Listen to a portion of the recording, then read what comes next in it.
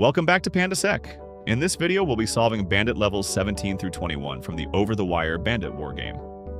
Let's begin. Bandit level 17 to 18.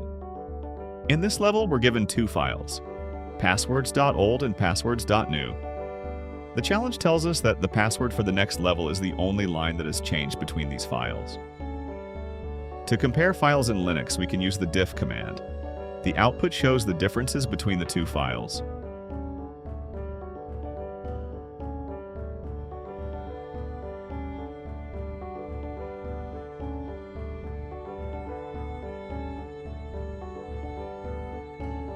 The first line comes from the first file. The second line comes from the second file. The password for Bandit 18 is the line in the file passwords.new. Next, Bandit level 18 to 19.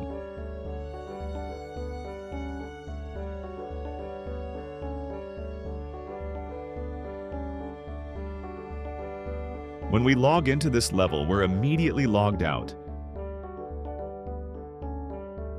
This happens because the .bashrc file has been modified to force a logout whenever an interactive shell starts.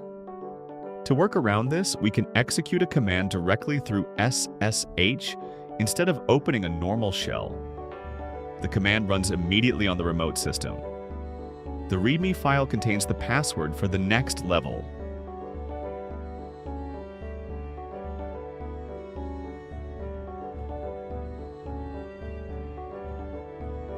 Now, Bandit level 19 to 20. The challenge mentions a SetUID binary in the home directory. A SetUID binary runs with the permissions of its owner instead of the user executing it. If we run the binary without arguments, it displays usage instructions. The output shows that it can execute commands as the user Bandit20.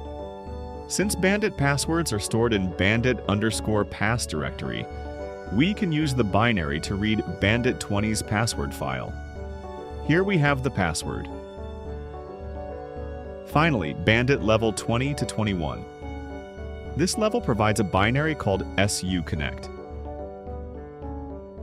The program connects to a specified port on localhost.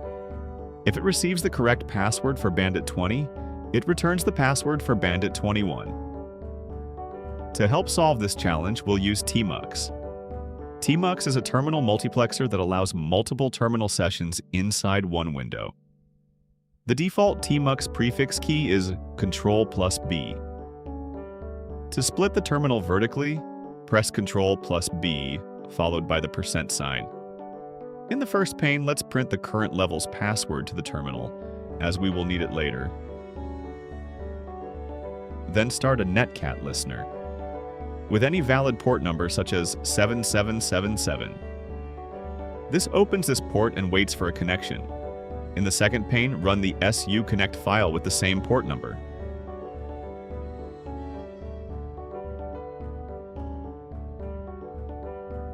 The binary connects to our listener.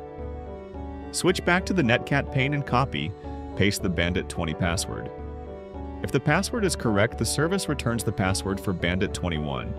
And that's it. We've successfully completed Bandit levels 17 through 21. If this video helped you, don't forget to like and subscribe to PandaSec for more cybersecurity walkthroughs and hands-on learning. Thanks for watching.